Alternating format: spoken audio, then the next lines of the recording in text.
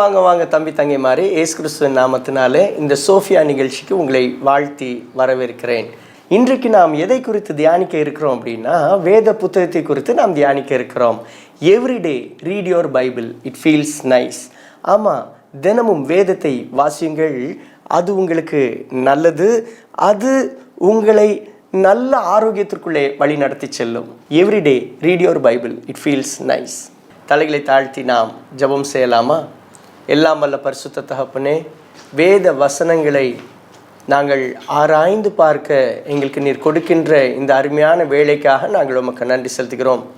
பரிசுத்த தகப்பனே, உம்முடைய வேத வசனம் எங்களுக்கு குறைவற்றதும் பேதைகளாகி எங்களை ஞானிகளாக மாற்றுகிறதுமாக இருக்கிறபடினால் நன்றி செலுத்துகிறோம்.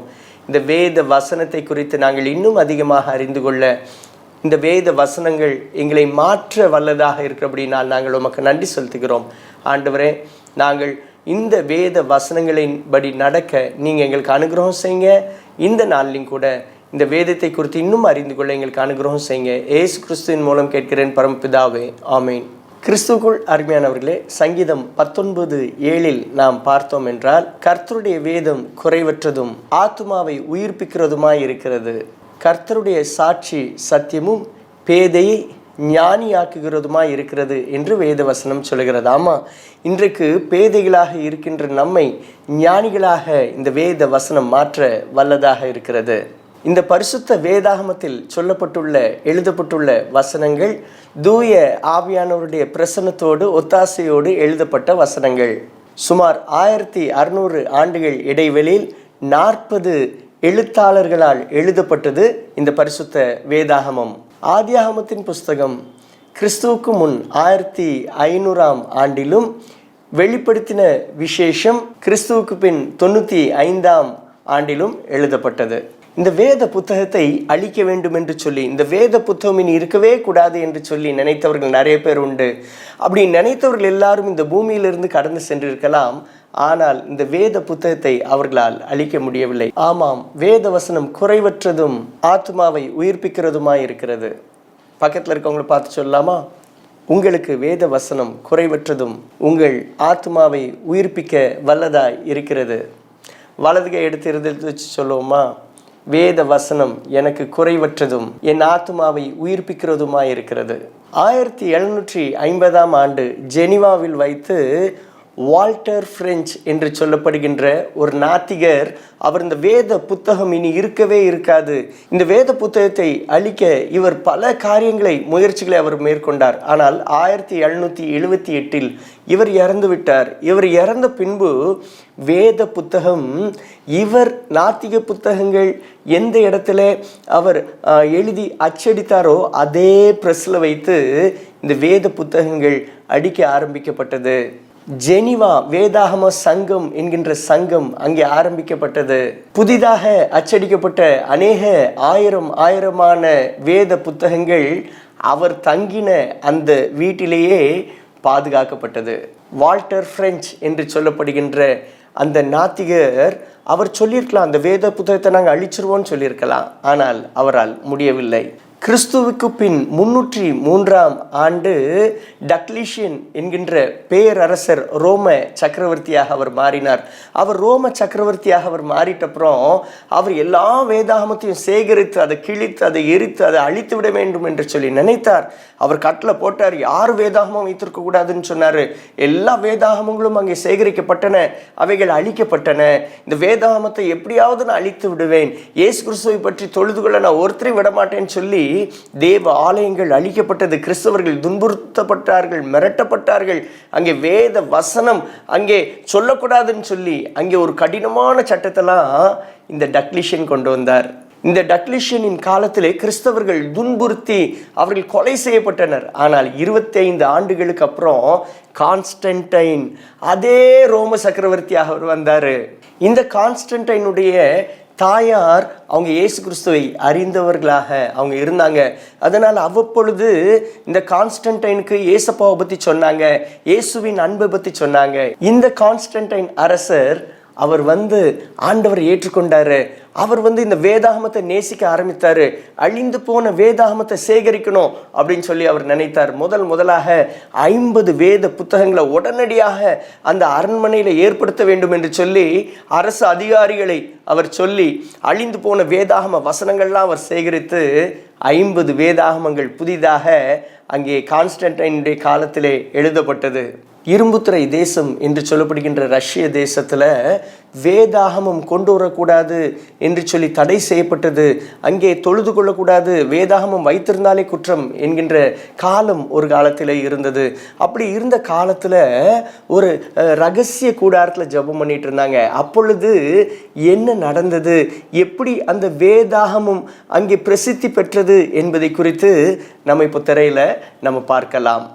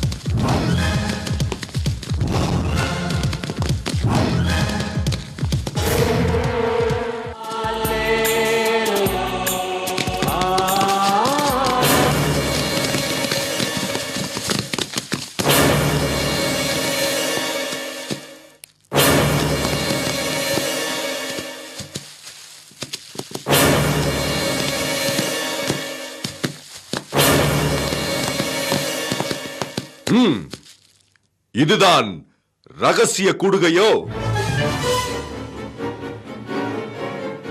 நீதான் இவர்களுடைய போதகரோ? இயேசு இயேசு என்று சொல்லி எதற்காக என் ஜனங்களை கெடுத்துக் கொண்டிருக்கிறாய்?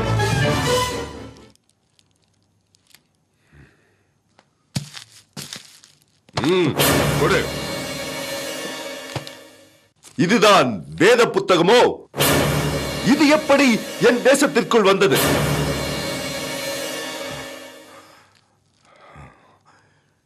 இருக்கட்டும், உங்கள் எல்லோருக்கும் ஒரு தருணம் கொடுக்கிறேன். உங்களையும் உங்கள் பிள்ளைகளையும் மீட்டுக் கொள்ள வேண்டுமென்றால் இதோ இந்த வேத புத்தகத்தை துப்பிவிட்டு இயேசுவை மறுதலித்து போய்விடுங்கள். இல்லாவிட்டால் இங்கிருக்கும் துப்பாக்கி குண்டுகளுக்கு நீங்கள் பலியாவீர்கள். முதலில் நீ துப்பிவிட்டு செல். நான் துப்ப மாட்டேன், நான் துப்ப மாட்டேன். என்ன சொன்னாய்?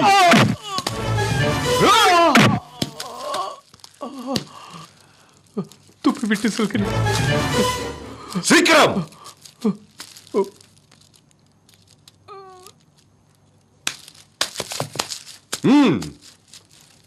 உங்கள் போதகரை துப்பிவிட்டு சென்ற பிறகு நீங்கள் என்ன இன்னும் யோசித்துக் கொண்டிருக்கிறீர்கள்? சீக்கிரம் துப்பிவிட்டு செல்லுங்கள்.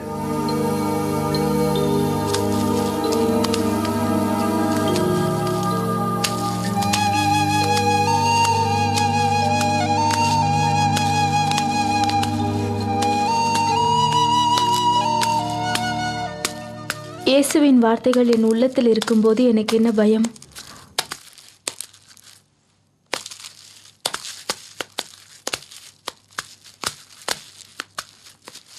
ஹெலன், துப்பிட்டு வந்துடுமா?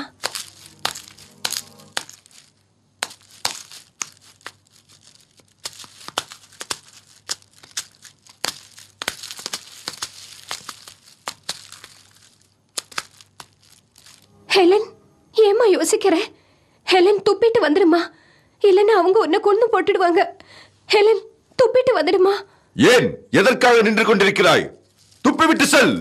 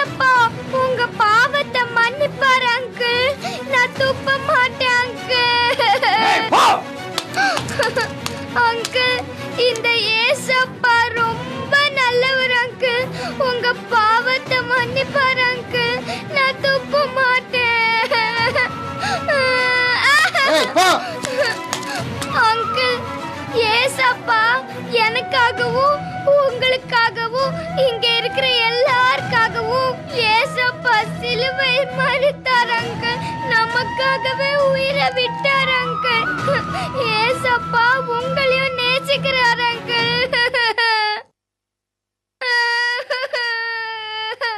என்ன சொன்னாய்? ஆமாம், ஹெலன் தானே நீ? ஆமாங்க அங்கிள், நீங்க எங்க அப்பாவை உயிரோட எடுத்து போட்டீங்களே, அவங்க மகதான் நானு. ஆமாம், நீ ஊமைதானே? ஆமாங்க அங்கிள், அந்த ஏசப்பா என்ன பேச வச்சாரு அங்கிள். அவர் ரொம்ப நல்லவர் அங்கிள், உங்களையும் நேசிக்கிறாரு அங்கிள்.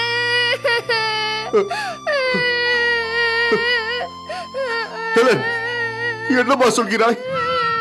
அந்த இயேசு என்னை நேசிக்கிறாரா? நேசிக்கிறாரு அங்கிள்.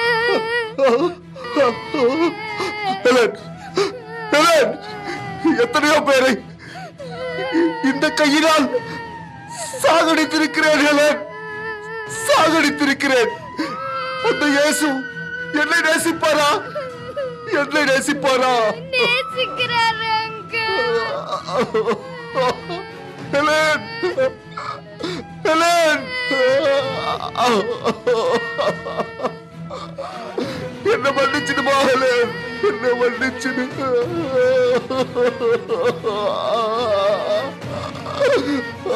நான் மன்னிக்கிறது இல்ல அங்கிள், அந்த ஏசப்பா தான் உங்களை மன்னிப்பாரு அங்கிள்.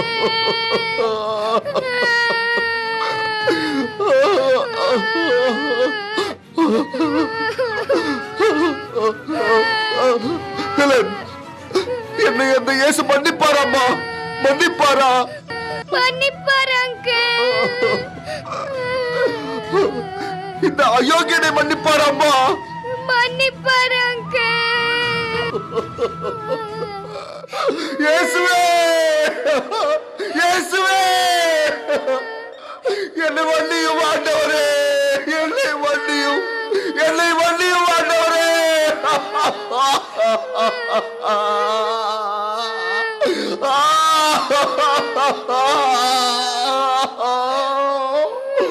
என்னை மன்னியும் ஆண்டவரே, மன்னியும் ஆண்டவரே.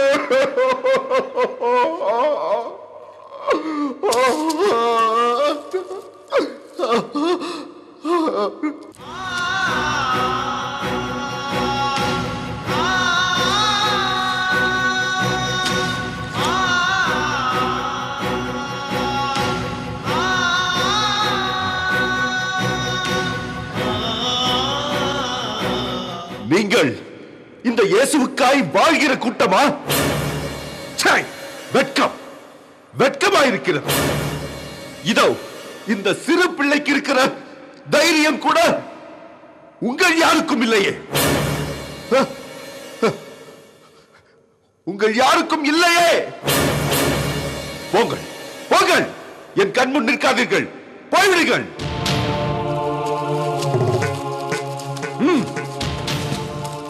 மெங்கோ, சோல்ஜர்ஸ், உங்களுக்கு ஒரு கட்டளை இடுகிறேன். என் தேசத்தில் கிறிஸ்தவர்கள் வாழட்டும். இந்த வேத புத்தகங்கள் என் தேசத்திலேயே அச்சடிக்கப்படட்டும். புறப்பட்டு செல்லுங்கள். சிறையில் இருக்கும் அனைத்து கிறிஸ்தவர்களையும் விடுதலை செய்யுங்கள். இன்னும் இருட்டு அறையில் இருக்கும் கிறிஸ்தவர்களையும் விடுதலை செய்யுங்கள். இந்த தேசம் இனி இயேசுவுக்கு சொந்தமாகட்டும். இந்த ஜனங்கள் இனி இயேசுவை ஆராதிக்கட்டும், ஆராதிக்கட்டும். நம்ம பார்த்த இந்த குறும்படத்துல அந்த இராணுவ அதிகாரி எப்படியாவது வேதாகமத்தை அழிச்சிடணும் அப்படின்னு அவர் நினைத்திருக்கலாம். ஆனா ஒரு குட்டி பெண் அந்த சின்ன பிள்ளையுடைய விசுவாசம், வேதாகமத்தை அவன் நேசித்ததுனால அங்கே அற்புதங்கள் நடந்தது. அங்கே இருக்கிறவங்க எல்லாரும் அங்கே ஆண்டவரை அவங்க ஏற்றுக்கொண்டாங்க. அந்த தலைவன் ஆண்டவரை ஏற்றுக்கிட்டாரு. அந்த தேசம் அனைத்திலும் வேத வசனங்கள் கொடுக்கப்பட்டது. பிரியமானவர்களே, இன்றைக்கு வேதாகமத்தை நீங்கள் தியானிக்காமல் இருக்கீங்களா? இன்றைக்கே நீங்கள் தியானிங்க. அருமையான வாலிப தம்பி தங்கையே, வேத வசனம் உனக்கு பிடிக்கலையா? தினமும் நீ வேதத்தை நேசித்தனா வேதம் உன்னை தூக்கி சுமக்கும், உன்னை வழி நடத்தும். பாதைக்கு வேத வசனம் தீபமாக இருக்கிறது. தமிழர்களாகிய நமக்கு ஒரு சிறப்பு உண்டு. ஏன் அப்படின்னா, இந்திய மொழிகளிலே முதல்ல வேத புத்தகம் எதிலே அச்சடிக்கப்பட்டது அப்படின்னு பார்த்தீங்க அப்படின்னா தமிழ் மொழியில் தான் அச்சடிக்கப்பட்டது. எனவே நாம் ஆசீர்வதிக்கப்பட்டவர்கள். சீகன்பால்க் என்று சொல்லப்படுகின்ற தேவ மனிதர், அவர் தரங்கம்பாடிக்கு வந்து அவர் அச்சு இயந்திரத்தெல்லாம் கொண்டு வந்து இந்த வேதாகமத்தை அச்சடிக்க பெரிய பிரயாசம் எடுத்துக்கொண்டார். தமிழகத்தில், அதுவும் இந்திய தேசத்தில் வேதாகமம் அச்சடிக்கப்பட்டு அங்கே பிரசுரிக்கப்பட்டது. அது மாத்திரமல்ல, இன்னொரு சிறப்பு நம்முடைய திருநெல்வேலி திருமண்டலத்திற்கு உண்டு. பவர் மொழிபெயர்ப்பு என்று சொல்லப்படுகின்ற அந்த மொழிபெயர்ப்பு நம்முடைய குற்றாலத்தில் இருக்கின்ற ராக் ஹாலில் வைத்து மொழிபெயர்க்கப்பட்டது. எனவே நம்முடைய திருநெல்வேலி திருமணத்தில் இருக்கிறவர்களும் ஆசீர்வதிக்கப்பட்டவர்கள். சங்கீதம் 119:77 சங்கீதக்காரன் மிகவும் மகிழ்ச்சியாக அவர் சொல்லுகிறார், நான் பிழைத்திருக்கும்படிக்கு உமது இரக்கங்கள் எனக்கு கிடைப்பதாக, உம்முடைய வேதம் என் மன மகிழ்ச்சி. ஆமா, இன்றைக்கு நம்ம பிழைத்திருப்பதற்கு, நம் மகிழ்ச்சியாக இருப்பதற்கு இந்த வேத வசனம் உதவி செய்யும். ஒருவேளை யாரெல்லாம் உடைஞ்சு போயிருக்கிறாங்களோ, யாரெல்லாம் அழுதுகிட்டு இருக்கிறாங்களோ, அவர்களுக்கு இந்த வேத வசனம் மகிழ்ச்சியை கொடுக்கும். ஒருவேளை பாவத்தில் இருக்கின்ற ஜனத்திற்கு, பாவத்தில் பயத்தோடு அழிந்து கொண்டிருக்கின்ற ஜனத்திற்கு புதிய பாதையை கொடுத்து, புதிய நம்பிக்கை கொடுத்து, இந்த வேத வசனம் மகிழ்ச்சியை கொடுத்து ஆசீர்வாதத்திற்குள்ளே வழி நடத்தும். வான்வெளியிலே இருக்கின்ற சந்திரனிலே முதல்ல வைக்கப்பட்ட புத்தகம் என்ன புத்தகம் அப்படின்னு பார்த்தீங்கன்னா வேத புத்தகம் தான். சந்திரனிலே மைக்ரோசிப் பைபிள் வைக்கப்பட்டுள்ளது. 1968ஆம் ஆண்டு அப்பல்லோ 8 என்கின்ற விண்கலத்தின் மூலமாக அமெரிக்க ஐக்கிய தேசம் 3 விண்வெளி வீரர்களை அனுப்பியது. அவர்களுடைய பெயர் Frank Borman, Jim Lovell, Bill Anders. இவர்கள் விண்வெளிக்கு புறப்படும் பொழுதே ஒரு வசனத்தை அவங்க வாசித்து தான் புறப்பட்டு சென்றாங்க. அது ஆதியாகமம் 1ஆம் அதிகாரம் 1ஆம் வசனத்திலே சொல்லப்பட்டுள்ளது. ஆதியிலே தேவன் வானத்தையும் பூமியையும் சிருஷ்டித்தார். இந்த வசனத்தை அவங்க வாசித்து தான் அவங்க புறப்பட்டாங்க. அதே போல் விண்வெளியில் அந்த சிப்பை அவங்க வைக்கும் பொழுதும் அவங்க இந்த வசனத்தை வாசித்து ஜெபித்து வைத்தார்கள் என்று சொல்லி எழுதப்பட்டுள்ளது. ஒருவேளை யாருக்கெல்லாம் நிம்மதி இல்லையோ, வேதனையாக இருக்கிறார்களோ, ஒடுக்கப்பட்டு இருக்கிறார்களோ, புறக்கணிக்கப்பட்டிருக்கிறார்களோ, அவர்களுக்கு இந்த வேத வசனம் ஒரு ஆசீர்வாதமாக அமைகிறது. அவங்களுக்கு மகிழ்ச்சியை கொடுக்கிறது. ஒருவேளை அவங்க இழந்து போன சந்தோஷத்தை திருப்பி கொடுக்க, அவங்களுடைய அழுகையை அங்கே களிப்பாக மாற்றுகிறது. இன்றைக்கு ஒருவேளை நீங்கள் வீட்டில் உட்காந்து அழுதுகிட்டு இருக்கீங்களா? ஐயோ எனக்கு ஒன்றும் பிடிக்கலன்னு சொல்லி எல்லாத்தையும் நீங்கள் ஒருவேளை வேதாகமத்தை கூட நீங்கள் ஏதோ ஒரு வெறுப்பில் தூக்கி ஒதுக்கி வச்சுருக்கீங்களா? தம்பியே, வாலிப தம்பியே, அக்காவே, தங்கையே, நீங்கள் ஒருவேளை பைபிள் எனக்கு வேண்டான்னு நீங்கள் ஒதுக்கி வச்சுருக்கீங்களா? இன்றைக்கி எடுத்து வாசிங்க. ஒருவேளை இல்லை எனக்கு பிடிக்கலை, எனக்கு அதை வாசிக்கிறதுக்கே எரிச்சலாக இருக்குன்னு நினைக்கிங்களா? புரியலைன்னு நினைக்கிங்களா? கவலைப்படாதீங்க. இன்றிலிருந்து 1 மாதமாவது நீங்கள் தொடர்ந்து வாசிங்க. நீங்கள் வேதத்தை வாசிக்கிறத விட மாட்டீங்க. ஏனென்றால் அந்த வேத வசனம் பேதையை ஞானியாக்கும். அந்த வேத வசனம் நம்மை உயிர்ப்பிக்கும் அந்த வேத வசனம் மகிழ்ச்சியை கொடுக்கும். இந்திய தேசத்திலையும் கூட சாது சுந்தர் சிங் என்று சொல்லப்படுகின்ற ஒரு தெய்வ மனிதரை இந்த வேத வசனம் உருவாக்கியது, ஆண்டவர் உருவாக்கினார். 1889 ஆண்டு லூதியானா என்கின்ற இடத்துல ராம்பூர் என்கின்ற கிராமத்தில் இந்த சாது சுந்தர் சிங் பிறக்கிறாரு. இவர் அமெரிக்கன் மிஷினரி ஸ்கூல்ல அவர் படிக்கிறாரு. அவர் மிஷினரி ஸ்கூல்ல படிக்கும் பொழுது அவர் ஆண்டவரை பற்றி நிறைய அங்கே சொல்லி கொடுக்காங்க. ஆனா இவர் வீட்டில் அவருக்கு பகவத்கீதையும் சீக்கியர்களுடைய புனித நூல்ல அவர் படிக்க ஆரம்பிச்சாரு. அதை குருநானக் அவர்கள் எழுதியிருந்தாங்க. அவரை குறித்தும் அவங்க படிக்க ஆரம்பிச்சாங்க. எனவே இந்த சாது சுந்தர் சிங் அவர் அநேக காரியங்களை அவர் கற்றவராக இருந்தார். ஆனால் அவருக்குள்ளே உண்மையான கடவுளை குறித்த ஒரு தேடல் இருந்தது. அவருக்கு ஸ்கூல்லையும் கூட அவர் பைபிளை கேட்டு வாங்குறாரு. எனக்கு இந்த பைபிள் வேணும், கொஞ்சம் தாங்கன்னு சொன்னோன்னே அந்த மிஷினரிஸ் கொடுத்தாங்க பைபிளை. இவர் என்ன செஞ்சார் தெரியுமா? சாயந்தரம் வீட்டுக்கு தன்னுடைய நண்பர்களை கூப்பிட்டு அவர் அந்த புதிய ஏற்பாடை, அந்த வேதாகமத்தை அவர் தீயில போட்டு அப்படியே எரிச்சாரு. அவர் எரிச்சு மகிழ்ந்தாரு. இந்த வேத வசனமே இல்லாமல் போயிடணும் அப்படின்னு சொல்லி நினைத்தார். ஆனால் 17வது வயதுல அவருடைய தாயார் இறந்து போயிட்டாங்க. அவர் உடைந்து போனார். உண்மையான கடவுள்னு ஒருத்தர் இருந்திருந்தா என்னுடைய தாயாரை என் கையிலிருந்து ஏன் பறிக்கணும், எனக்கு ஒரு நிம்மதியே இல்லைன்னு சொல்லி அவர் எரிச்சலானார், மூர்க்கமானார், ஒரு மாதிரி ஆயிட்டாரு. அவங்க வீட்டில் என்ன செய்யனே அவங்க அப்பாவுக்கு தெரியல, அவருடைய சகோதரர்களுக்கு தெரியல. அதனால அவர் தனியாக ஒரு அறையில் விட்டுட்டாங்க. இந்த சாது சுந்தர் சிங் மிகவும் குழம்பி போயிருந்தார். அப்படி இருக்கும் பொழுதுதான் ஒரு நாள் அவர் அவர் கவலையாக இருக்கிறப்போ போனார். வாழவே எனக்கு பிடிக்கலன்னு சொல்லி அந்த இரவு வேளையில் குளிர்ந்த தண்ணீரை அந்த ஐஸ் வாட்டரை மேலே ஊற்றிக்கிட்டு இனிமே அவ்வளோதான், எனக்கு வெறுப்பாக இருக்குது அப்படின்னு சொல்லி இருக்கிறாரு. ஆனால் அவருடைய ஜெபம் என்னதாக இருந்துச்சு அப்படின்னா, உண்மையான கடவுள் இருந்தா இன்னைக்கு எனக்கு வெளிப்படணும். வேதாகமத்தில் சொல்லப்பட்ட உண்மையான கடவுள் யார்? ஒருவேளை உபநிடங்களிலே சொல்லப்பட்டுள்ள, மற்ற புனித நூல்களிலே சொல்லப்பட்டுள்ள கடவுளில் யார் உண்மையானவர்? எனக்கு இன்னைக்கு அவர் வெளிப்பட்டால் மட்டும்தான் நான் உயிரோடு இருப்பேன். இல்லாட்டா நான் என் வீட்டு பக்கத்தில் இருக்கின்ற இந்த ரயில்வே ட்ராக்கில் போகிற அந்த ட்ரெயின் வரும்பொழுது என் உயிரை மாய்த்து கொள்வேன்னு அவர் நினைக்கிறாரு. நேரம் கடந்து கொண்டே செல்கிறது. திடீரென்று சொல்லி அவருடைய ரூம்ல ஒரு வெளிச்சம் இருக்கு. ஒருவேளை அது பக்கத்து வீட்டில இருந்து வர்ற அந்த டியூப்லைட் வெளிச்சமா இருக்குமோ நினைத்து அவர் போறார். ஆனா அந்த வெளிச்சம் கொஞ்சம் கொஞ்சமா கூடி அங்கே ஆண்டவர் அவருக்கு காட்சி அளிக்கிறாரு. அவர் முழங்கால் படிட்டு, ஆண்டவரே என்னை மன்னிச்சிருங்க. இவரை பார்த்தா அந்த வேதாகமத்தில் சொல்லப்பட்டது போல அந்த மிஷினரிஸ் சொன்ன அந்த ஆண்டவர் மாதிரியே இருக்கிறாரு, அந்த அன்பின் உருவம் தெரிகிறது, என்னை வாழ்வழிக்க என்னை உயிர்ப்பிக்க வந்தவர் மாதிரி தெரியுதுன்னு சொல்லி அவர் அறிந்து கொள்கிறார். அவர் அறிந்து கொண்டு அவர் இயேசு கிறிஸ்துவ அவர் ஏற்றுக்கிட்டாரு. அதுக்கப்புறம் அவர் இயேசு கிறிஸ்துவை பார்த்ததை, ஆண்டவர் தமக்கு வெளிப்பட்டதை அவங்க அப்பாட்ட சொல்றாரு, அவங்க அன்னைமார்கிட்ட சொல்றாரு. ஆனால் அவங்க ஏற்றுக்கிடலை. அவங்க சொன்னாங்க, இல்லை நீ இயேசு கிறிஸ்துவை ஏற்றுக்கொள்ளக்கூடாது, அது நம்முடைய சமுதாயத்திற்கு அல்லது நம்முடைய குடும்பத்தில் இருக்கவங்களுக்கு அது ஒவ்வாதது, அதெல்லாம் ஒப்பேறாது, அதை விட்டுருன்னு சொல்லி சொன்னாங்க. ஆனால் சாது சுந்தர் சிங் சொன்னார், இல்லை, உண்மையான அந்த கடவுள் எனக்கு வெளிப்பட்டுட்டாரு அப்படின்னு சொல்லி பைபிள் இப்போ வாசிக்க ஆரம்பித்தார். அவர் வாசிக்கும் பொழுது அவரை ரொம்ப கொடுமைப்படுத்தினாங்க, அவரை அடித்தாங்க, அவரை துரத்துனாங்க. இருந்தாலும் அவர் பைபிளை அவர் வாசிக்க ஆரம்பித்தார். இப்போ அந்த மிஷினரிஸ் நினைச்சாங்க, இவனை எப்படியாவது நம்ம இந்த கஷ்டத்துலேருந்து காப்பாற்றணும் அப்படின்னா பக்கத்தில் இருக்கின்ற இன்னொரு பட்டணத்தில் இருக்கின்ற நல்ல ஒரு கல்லூரியில் படிக்க வைக்கலாமே அப்படின்னு சொல்லி அந்த சாது சுந்தர் சிங்க்கு ட்ரெயின் டிக்கெட் எடுத்து கொடுத்து, நீ அங்கே போப்பா, அங்கே போயாவது கொஞ்சம் நல்லா படி, நீ ஒருவேளை உங்கள் வீட்டில் இருந்து உன்னை விரட்டுறாங்கல்ல, நீ கவலைப்படாத, நீ அங்கே போய் நீ தங்கி படி அப்படின்னு சொல்லி சொன்னாங்க. அப்படி அவர் புறப்படுகின்ற நேரத்தில் அவருடைய சகோதரர்களும் அவங்க அப்பாவும் ரொம்ப அன்பாக வந்து சொன்னாங்க, தம்பி நீ சரி புறப்பட்டு போகிற, நீ போகும் பொழுது நாங்கள் உனக்கு சாப்பாடு கொண்டு வந்திருக்கோம், இந்த சாப்பிடுன்னு சொல்லி சாப்பாடை கொடுத்தாங்க. அவருக்கு ஆச்சரியம் தாங்க முடியல, எப்படி என்னுடைய அப்பா அன்னைமாரெலாம் இப்படி சந்தோஷமாக சாப்பாடு கொடுக்குறாங்க, அவங்க தந்திருக்கலாங்களேன்னு சொல்லி அவர் நல்ல அவங்ககிட்ட அன்பாக பேசிக்கிட்டே அந்த சாப்பாடை சாப்பிட்டுட்டு கையை கழுவிட்டு அவர் ட்ரெயினுக்கு புறப்பட்டார். ஆனால் ட்ரெயினில் போகும்பொழுது தான் திடீர்னு சொல்லி வயிறு பயங்கரமாக வலித்தது. அவர் வலித்த உடனே என்ன செய்யன்னு தெரியல, வாமிட் வந்துச்சு. அவர் என்ன செய்யன்னு தெரியாமல் அவர் அப்படி வாமிட் பண்ணார். அப்பொழுது அதில் ரத்தமாக அவர் கக்குனார். அப்பொழுதுதான் அவருக்கு புரிந்தது, அவருடைய சகோதரர்களும் அவருடைய தகப்பனாரும் அவருக்கு சாப்பாட்டில் விஷம் வச்சு கொடுத்துருந்தாங்கன்னு சொல்லி அவர் உடைந்து போனார். ஐயோ, நான் மரித்து போயிடுவேனோ, நான் அந்த கல்லூரிக்கு போய் சேர்றது வரைக்குமாவது எனக்கு உயிர் இருக்கணுமேன்னு சொல்லி அவர் அந்த குறிப்பிட்ட ஸ்டேஷனில் இறங்கினார். வேகமாக அந்த கல்லூரி பக்கத்தில் போயிட்டார். ஆனால் வாசல் பக்கத்தில் போன உடனே அவர் கீழே விழுந்துடுறாரு. ஆனால் அங்கே இருந்த ஆசிரியர், அங்கே இருந்த மாணவர்கள் வந்து அவரை தூக்குறாங்க, மருத்துவமனையில் சேர்க்குறாங்க. அங்கே இருக்கிற டாக்டர் சொல்கிறாங்க, இனி பிழைக்கிறதுக்கு வாய்ப்பே இல்லைன்னு சொல்லிடுறாங்க. குற்றுயிர் கொலையுருமாக இருக்கும் பொழுது இந்த சாது சுந்தர் சிங் ஜெபம் பண்ணுறார், ஆண்டவரே எனக்கு உயிரை நீங்கள் கொடுத்தீங்க அப்படின்னா இந்த வேதத்தை நான் சுமப்பேன். இதே கையை வைத்து தான் வேதாகமத்தை நான் எரிச்சிருக்கிறேன்.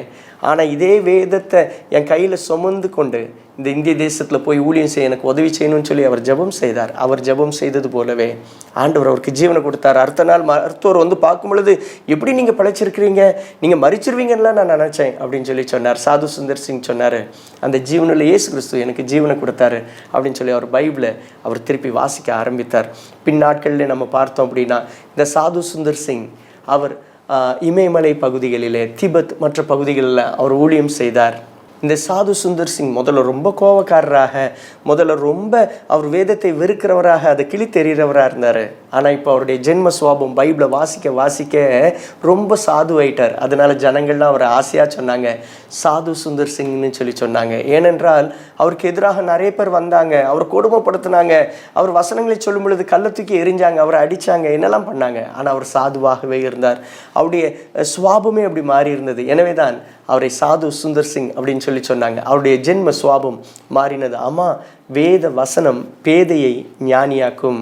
ரோமர் 10:11 சொல்லுகிறது, இயேசு கிறிஸ்துவை விசுவாசிக்கிறவன் எவனோ அவன் கெட்டு போவதில்லை என்று வேத வசனம் சொல்லுகிறது. ஆமா, இந்த வேத வசனம் சாது சுந்தர் சிங் வந்து ஆண்டோர் மேல அன்பு வைக்க உதவி செய்தது. இன்றைக்கு உங்களால ஜென்ம சுவாபத்தை விட முடியலையா? வாலிப தம்பி தங்கையே, சில காரியங்களை, வேண்டாத எண்ணங்களை, வேண்டாத பாவங்களை விடணும்னு நினைச்சு விட முடியலையா? இந்த வேத புத்தகத்தை எடுத்து வாசிங்க.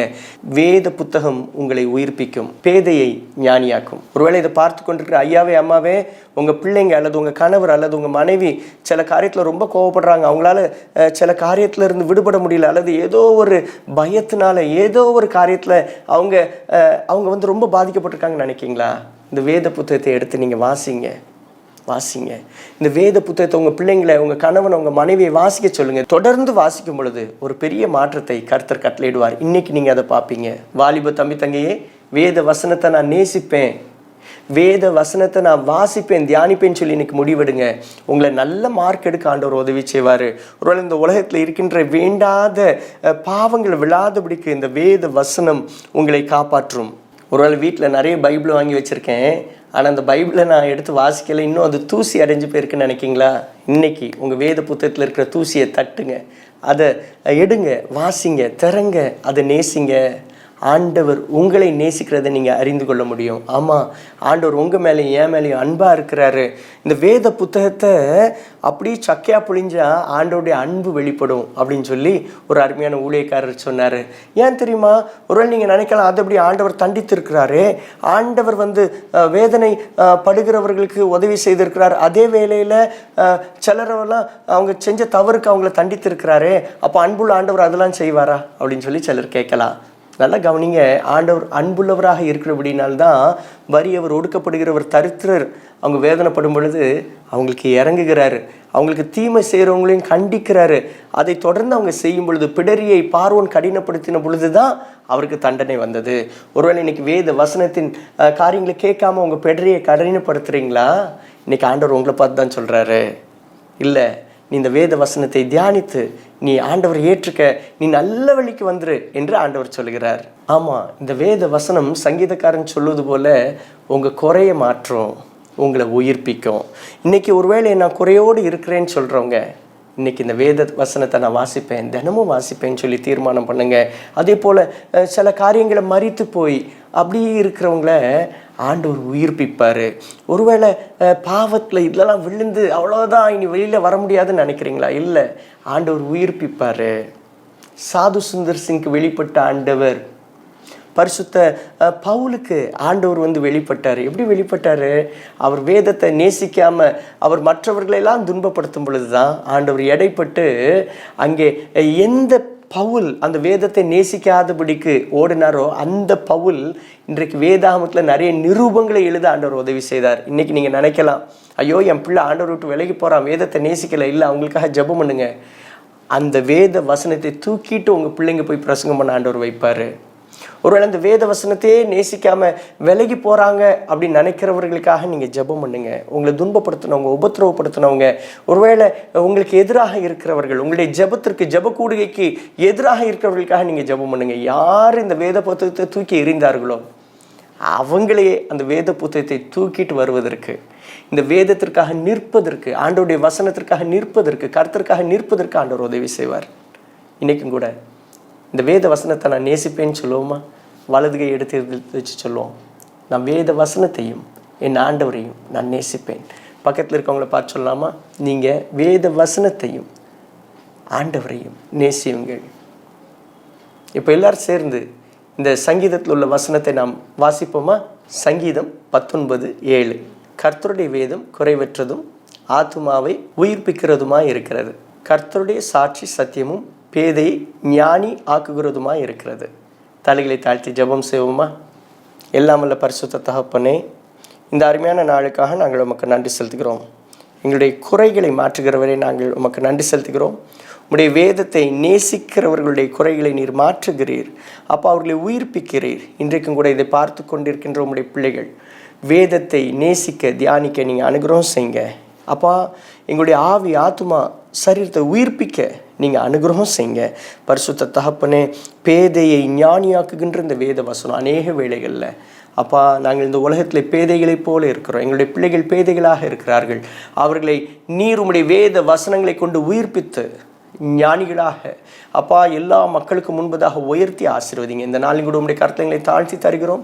தொடர்ந்து அப்பா அந்த சாது சுந்தர் சிங் உம்மை அறிந்து தன்னுடைய ஜென்ம சுவாபத்தெல்லாம் மாற்றி அப்பா அவர் சாதுவாக இருந்தது போல எங்களுடைய மூர்க்கம், எங்களுடைய வேண்டாத காரியங்கள் எல்லாம் அகன்று போய் நாங்களும் உமக்கு பிரியமான பிள்ளைகளாக நல்ல குணங்களை, ஆவியின் கனிகளை பெற்றுக்கொண்டு நடக்க அனுகிரகம் செய்யுங்க.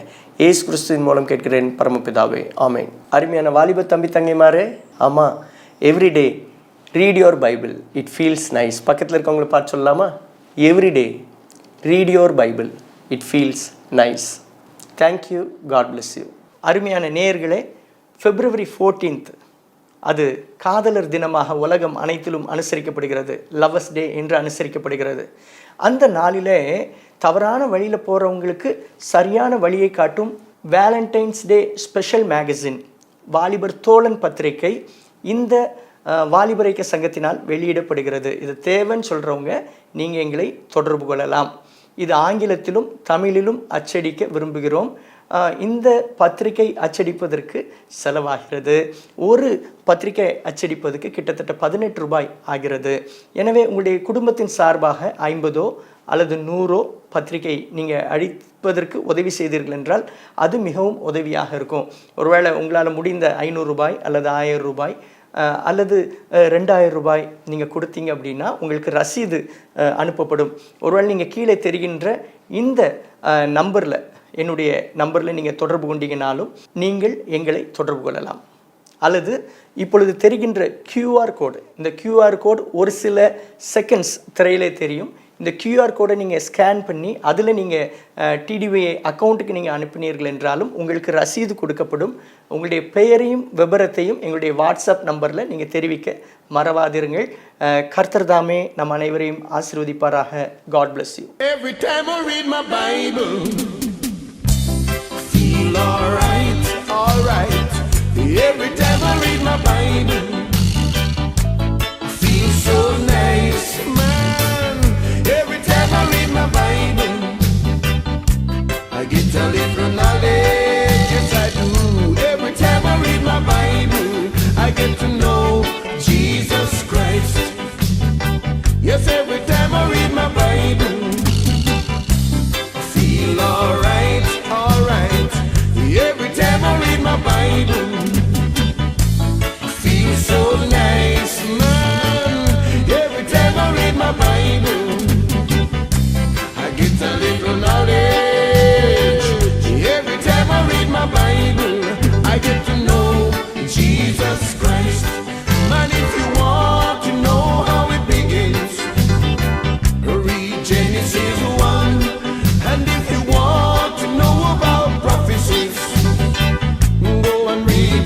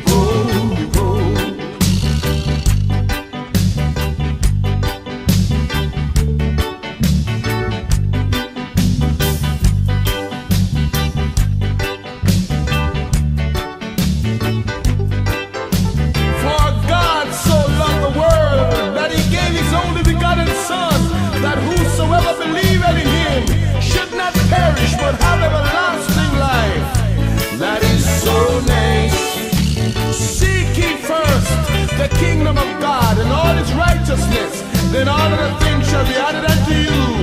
Every time I read my Bible, I feel alright. Where can young people cleanse their ways? It's only by taking heed to the Word of God.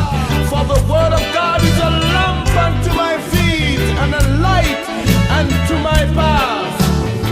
Man, every time I read my Bible, I get a little knowledge. Every time I read my Bible, I get to know Jesus Christ. My Bible said, love your enemies, bless them that curse you, do good to them that hate you and despitefully use you and persecute you, that he may be children of your Father which is in heaven. Man shall not live by bread alone, but by every word that proceedeth out of the mouth of God. That is what my Bible says. Do likewise. Man, every time I read my Bible,